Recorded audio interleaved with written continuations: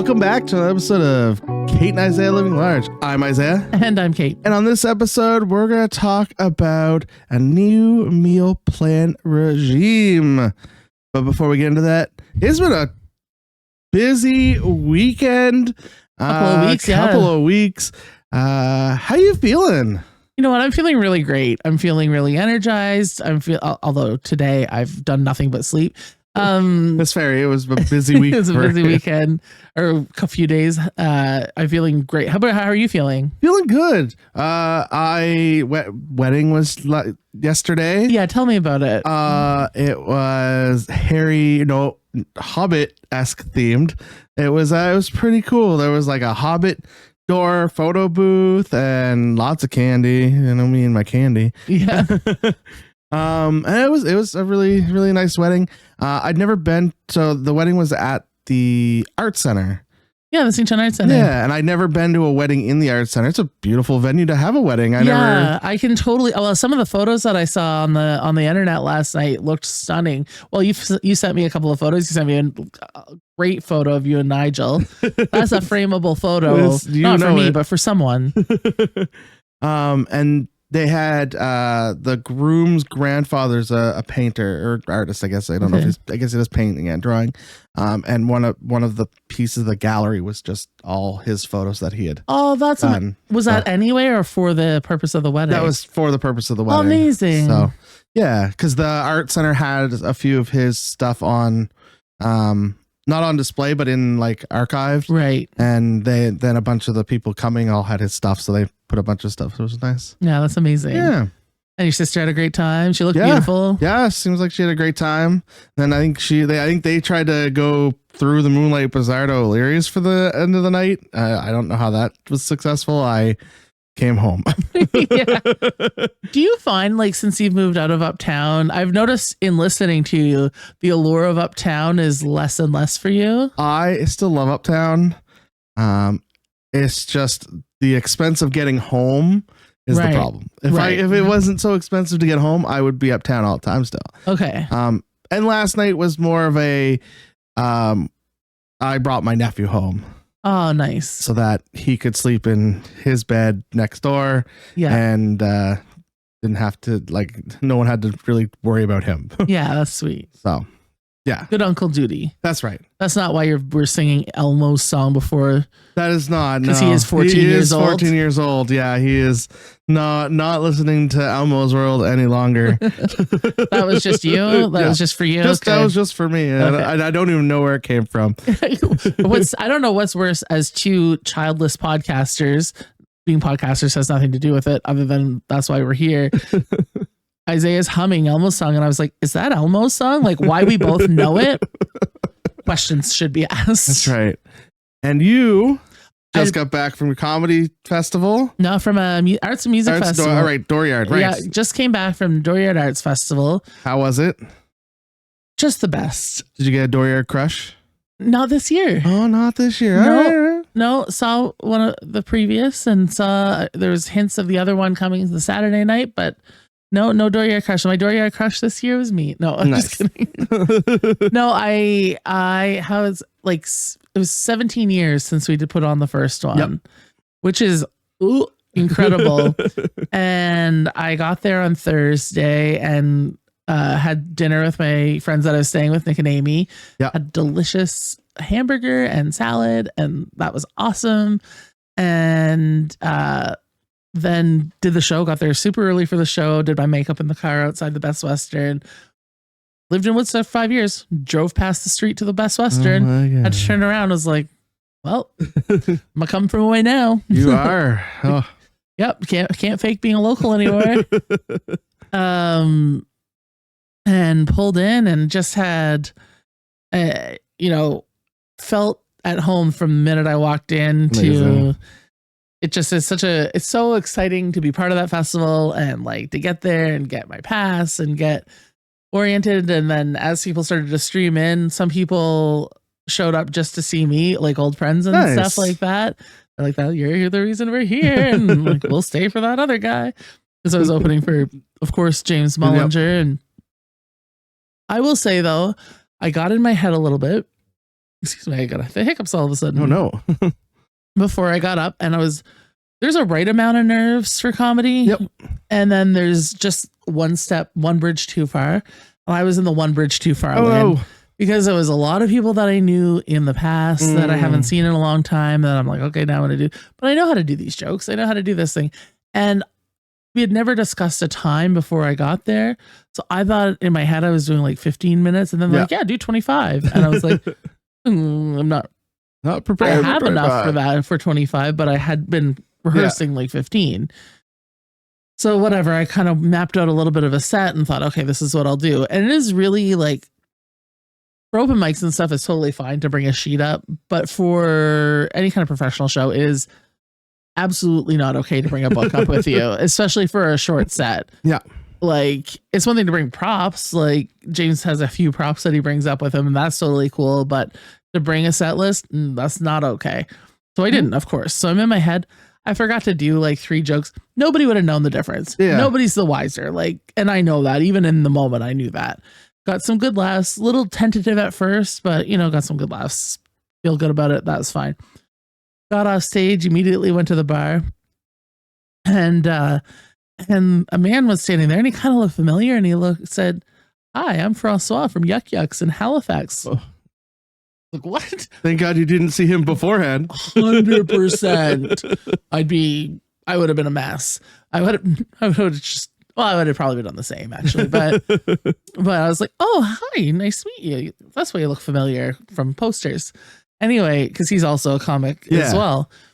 And so that was kind of exciting. I was talking with him and James after the show. He told me I did a good job. So the rest of the weekend, I was telling people I got discovered on Thursday night.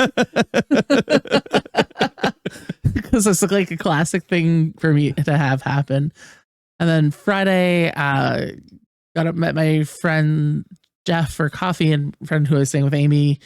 We're downtown, and we ended up sitting outside on a bench right in downtown Woodstock. And I was like, people were honking and waving, and I was like, were those the people you had a picture of on the internet? Yeah, we just were greeting people because the 3 of us were 3 of the 8 or 9 founders of the festival, and very like synonymous with those early years. So the 3 of us sitting there meant something to us, of course, because we were having a great time, but also I think meant something to some of the people driving by, rolling down their windows. Oh, you're back in town, saw your show last night. Nice. And Woodstock's such a like small town that it is easy to be that. You know, oh, those are those people. Yeah. 100%. And then Amy had been deputy mayor for a long time, and she hasn't run in a few years. And then Jeff was a counselor at a time as well. And then I was on the Chamber of Commerce board when I lived there. Like, so we also were doing all this other. So we're also. It was just like a weird, wild time, and so it was really fun. People would stop. Somebody parked and came and chatted with us. And there's another musician / lawyer works across the street. He walked over and was like, oh, this is the past. And so that was really one of the highlights. It's just like being chill and there. And then Joel Plaskett was Friday night. Yes, I saw a video of that. That looked good. Amazing. And I think they broke a dooryard record for that show. Nice. It was a really smart system in that they put their headliner in the middle slot, so it was still nice and early for people, because the Dooryard Festival brings like a good chunk of different ages, like young and older and everything in between. So having a headliner start at 10:30 or something is not ideal for like the 65-year-olds who are there, or the 8-year-olds who are there. Interesting. And so he went in like that middle 8 o'clock spot, and it was just bumping. Like, did they have like 2 headliners? Or did they have him as like a major headliner and then someone at the end? Yeah, Hypochondriacs finished it. Oh, okay, yeah, and they were also amazing. Yeah. And then Seth Anderson opened it. So he's a touring musician, but he's from Heartland area, and so it was a really fun night, and saw lots more people, and like met new people, and just had a great time, just kind of hanging out. Was there any artist you hadn't seen before that you were like, oh wow, this person's amazing? I'd never seen Plaskett before. Oh, you never seen Plaskett? I mean, obviously I knew he was amazing before I got there, but I'd never. How have you never seen Plaskett before? I haven't. Oh my! I feel like I've seen Plaskett like at least a dozen times. Well, yeah, I think that's true of a lot of Maritimers, but that's just I just hadn't, and it was great. Obviously, he's great. Yeah, and yeah, no, it was a great time, and then I had to Saturday morning get up early and flit across the province to Grand Dig for my dear friend Amanda. Yes. Friend and former podcast. Yes. Former podcast guest. Amanda Gadet's bridal shower. Yes. At her parents' house in Grand Dig. And it was beautiful, beautiful sunny day. And she looked amazing and got to meet all of her aunts and some of her aunts and cousins and saw a few friends that I used to work with. Nice. My friend Andrea and Barb, and so it was a really lovely time. And although I will say that drive across the province took a lot out of me. Yeah. Remember, like 2 weeks ago, when I was like, maybe what I should do is just drive back to the festival. Yeah, that's a terrible. That would have been a terrible plan. Yeah, it's a long stretch. I've only done it once or twice, that stretch between Fredericton and Moncton, because it's like a weird, it's a long, just a boring long highway. Yeah, at least it's like a double highway, right? The whole way it is now. Yeah, unlike the one from Fredericton to St. John, which is not. But Woodstock to Fredericton's an easy drive, but it's still like 45 minutes to an hour, and then Fredericton to Moncton is it's about an hour and a half. Yeah. But there's so much construction. Oh yeah. So much construction, which is summer, and it's got to be done. I'm not going to complain about construction, but really it slowed it down quite a lot. And then there was an accident. I hope everything's okay. Looked like the people were gone, but I saw a motorcycle in the ditch, and I was like, no. Yeah. And that's never good. No. And then on from there. And then like Grand Dig is just like that much, another half hour past. Yeah, you're like, oh, I'm almost, oh no. Moncton, and Grand Dig had some like community event going on. But I was early, so it ended up working out well. Okay. And then my sister and I my sister wanted to take herself on an adventure yesterday. So she went for a hike in the Sussex Bluffs and did the Fun Day Trail Drive. Then the hike. And we met in Sussex for supper. Nice. Where'd you go for supper? The Taste and See. The Taste and See. I've never been. It's very good. Yeah. Their burgers are stupendous. But whenever I go to Sussex, I just go to, is it Jake's? JJ's Diner? That's the one. Yeah. Yeah. I can see that. It's fun. That's the spot. Yeah. This is a place right downtown, right across from the Sussex Sale Works. And it's just really good quality food. Like very, I've had very good meals there. Nice. Did you get to the bazaar at all? No. Me neither. No. I saw pictures. It looked fun. I can't imagine being out in that pouring rain by the time like everything really got kicked off. Yeah. I was really happy to be sitting in my house after that like amazing few days away, sitting in my house, seeing that rain come down out the window and listening to it at the window going, what a good time to be indoors. We were leaving, so we left the art center just after 11, and it was just about that time that it started to pour. And yeah, my sister and her friends and fiance all were making their way down the hill to go through the bazaar to O'Leary's, and I was like, that's crazy. Well, at least she had a wedding dress on, so she could be like, I'm the bride, get out of my way. Yeah, my sister would be like that anyway. Hilarious. But yeah.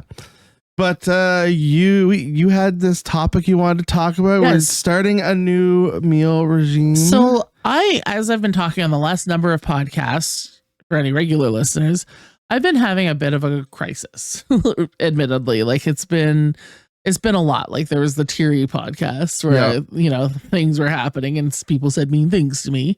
And in just all of that was a reflection of how I've been feeling myself. So I found out with certainty that I'm not going to have any weight loss drug covered at work. Yeah. So we're certain that's out the window now. At least for now. For now. But yeah, but at least there's a conclusion there. Yep. And then I kind of was sitting, and I was, after we recorded 2 weeks ago on Saturday, I was thinking, like, I have to do something. Like, I can't be crippled at 43 years old, Right. which is, standing around just a little bit. And man, I found lots of time to sit at dooryard, but even more standing than typical. My knees are shot today. Right. And that's just not acceptable. Like, it's not acceptable to like really hurt yourself by standing. Yeah. And so I was thinking, like, I've tried this, I tried that, tried all the things as we've talked about. And I was talking to my mom, and almost simultaneously, I was about to say, I think I'm going to try keto, just because I've never tried it, never entertained that, never went down that road. And just before I said it, Mom was like, why don't you try keto? Because she had just been talking to friends, and that's not normally something she'd suggest, because like, she's like, maybe, I said, even if it's a way to take off the first 20 or 30 pounds so that I can move a little bit better. Because that's the thing, like, even starting going to the gym or everything seemed so overwhelming because I'm in pain. Right. So I was like, something has to give. Yeah. And hopefully it's a few pounds and not my knees. But something's gotta go. And so basically I was just about to say that. And so I immediately got on my phone, was like Googling keto diet. First thing that popped up, didn't even pay attention to what it was, clicked on it, filled in all my information about it, like what, how much do you weigh, what is this, what is that, what are your goals, and what do you like to eat, what can't you eat, et cetera, et cetera, et cetera. And then I was like, click for plan. I was like, pay us $20. It's like, fine, I'll pay you $20. Get this plan. It's not really keto, but that's fine. It's a plan. And it's all kinds of recipes, and their recipes are a little bit hard, but I've been basically, following their recommendations in terms of types of food to eat. Yeah. And so it's very clean. It's very chicken, seafood, not a ton of seafood. I don't really like seafood, and lots of protein heavy, fat important, like good fats like avocados and olive oil and stuff. Lower carb, but not no carb. Okay, so it's not fully keto, it's keto friendly. Basically, it's keto friendly, but all of it is all good lean meats and stuff, which is always, how we've talked about, like, it doesn't seem right to be eating bacon all the time. It's not that kind of keto. It's not all bacon and cheese, but it is like forward leaning and like quinoa and nuts and all good stuff. And I stuck to it incredibly well week 1. Yeah. First part of last week as well, but knowing that I was going on vacation and staying at other people's houses, it's a little harder. But it wasn't. And I probably could have like worked to do it, but I was like, I think it's, as we say all the time, things have to be manageable, and you have to. But I was like looking forward to coming home and getting back on it and ordering groceries and prepping some meals and stuff, because there are a couple of like hard moments the first week. Like I went to make a pot of quinoa, and it burned on the stove. Yeah. And I was like, it's still in that pot. That pot's going to be thrown in the garbage. That's perfectly fine. Sometimes you've got to it's not worth trying to save. I cried. And then the worst thing happened. This is a very Caitlin thing to happen. I have this old dining room set, and I keep one of the chairs in the kitchen for like, to sit, aforementioned knees, to do things like make meals and stuff like that, just to have a place to sit, because I don't have a table in my kitchen. Cool. This chair I've known that it's been on its last legs. I think I posted about this on the internet. I've known this has been on its last legs, and like they're sticking out like nearly perpendicular to the chair. Perfect. Going up the wrong way, like it was coming apart. I proceeded to sit on it anyway. That's fun. I'm doing my thing, making a lunch. I have all my like beautiful chicken salad all packed in a glass dish on the corner of the cupboard, and smash, I fell to the ground. And it's such a weird feeling when you're alone and you're still sitting in a chair, because it's still intact. You've got the back and the seat. Just on the ground. You're just on the ground. The legs are askew, and you're like, oh. So then I kind of rolled off of it and was crawling away from it to get up. And then the dish that I was making all my lunch in smashed to the ground. Glass everywhere. Oh, and hummus and what else is in it? Salad and stuff. So I picked the chicken up because it was a full chicken breast because God forbid I cut something up. Thank God. And shook that off. Made a new lunch. Left the broken glass and the hummus on the floor. Because I was already late for work. True was just Caitlin fashion. Yeah, it's just like, it's like chairs on the ground, smashed to pieces. I like leave, like there's like basically the place is on fire behind me, and I'm walking away. I'm like, okay, bye. Future Caitlin problem. And it's so funny because I was like 2 days into this plan, I felt like I was doing something. So that 3 weeks ago could have crushed me. Yeah. That I could have burst into tears and just been like, I did feel like calling in sick, admittedly, and being like, nope, not today, world. That's fair. Sometimes you just need a day. But that is not who I am. I don't do that. So might as well get going. And but that would have just devastated me 3 weeks ago. Yeah. But because I had like already started on a plan, was feeling instantly good about myself. Yeah. I was like, well, that sucks. And so I texted my mom about it. Mom was like, those chairs are almost 40 years old.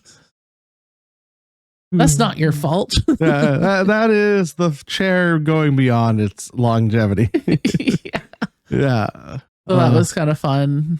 So with the keto-esque diet, like you said, it's a lot of protein, a lot of good fats. Mm-hmm. But also lots of vegetables and fruit, and not a lot of fruit, but some fruit and some carbs too, like a little bit of whole wheat bread. So you're not putting yourself into ketosis. No, I'm not. Because I was about to ask, because we had talked a while back about diabetes and things like that, and putting yourself into ketosis with diabetes is a bad thing to do. So is the thing you're trying to avoid. Yeah, no, that's this thing I'm not doing. For the first week, I actually had a hard time to get enough calories to eat enough. Yeah. And just because, when you're in a mode and you're like, here we go. And I knew that wouldn't last forever. And I know that won't last forever, but you're just in a mode. And I was like, I'll ride this wave for a while. And I was never hungry. Yeah. It was just like, look at the app. And I was like, didn't eat enough carbs. This is weird. Yeah. I find, how are you finding getting the proper amount of protein in? I find a lot of people, especially starting off with those kind of diets, have a hard time getting the protein in. This is actually very similar to a previous plan I followed when I went to the Port City gym years ago. Okay. So I had some tips and tricks in my own brain from those times, because that was consuming actually a very similar plan, like very few differences actually. And so I knew like I baked 5 chicken breasts at the beginning of the week, and then lots of Greek yogurt, lots of low-fat cottage cheese. Yep. And I did buy protein powder, but I haven't used it for anything yet because I hate the smell of it. I find it smells like cat pee. Oh, really? Yeah, gross. Just get the wrong protein powder. No, it's what happens to it if it sits at all. Okay. It's just what it is. Because it's protein. I never feel like that with the protein powder I use. Do you use chocolate? No. No, me neither. I use vanilla. I typically use vanilla or strawberry a lot. No, it's just if it rests at all, I find it gross. Mm-hmm. But if that's only because I'm negligent in getting dishes done and things like that. I also have I'm really bad at smelling things, I feel like. Oh, so that also might be a problem. I don't know. Andrea can smell things a billion times before I ever even like, oh, okay, I smell it now. Yeah. So I didn't weigh myself before I started. I know what my weight was at the doctor's office a number of months ago, so I'll use that as my baseline. Yeah. And I haven't weighed myself since, but I feel better. That's one of the most important things. And even in like the week and a half that I was doing it, I had the first few days I went real low energy. Yeah. It was awful. I was like, this is miserable. I cannot survive like this. That's just your body trying to figure out what the hell's going on. And then when I was away, I did eat out a couple of times and did drink, which I haven't drank in a long time. Yeah. But you know what? I'm fine with it. Yeah. That's what life is those moments genuinely was excited to like, okay, all I've eaten today is like a salad with quinoa. My mom made me quinoa last week, so I still had a little bit of that left, and some salad with quinoa and sesame seeds. Nice. Feta cheese and chicken. Ooh, I do love feta cheese. Yeah, me too. Yeah. So I'm excited to be back on track. And I don't feel like I went so far off track, although I did have dessert. It's important to have that meal plan, that meal prep kind of situated. But I think like if you're out and you're enjoying stuff, it's also important to enjoy doing things. So I think it's okay to every once in a while do this. It's if it becomes like every week, that's when it becomes the problem, right? Right, exactly. 100%. Yeah. Like it would have been I've thought about this, and Mom and I have talked about this some, and I'm not sure if I've ever said this on the podcast. You know how your law was like, I'm going to start a new diet on Monday. Yeah. Or and then I'm going to go crazy for the 4 days leading up to Monday. Or I've got this event coming up and I know that I'm going to eat badly then. So I'm going to start a new thing. So it would have been easy for me to get in my head and be like, I'm going to wait till after Dooryard and then I'll start something. Yeah. But I didn't, because I was like, I kind of want to feel better for Dooryard. Yeah. And I was even Mom, when I was doing it, I was like, okay.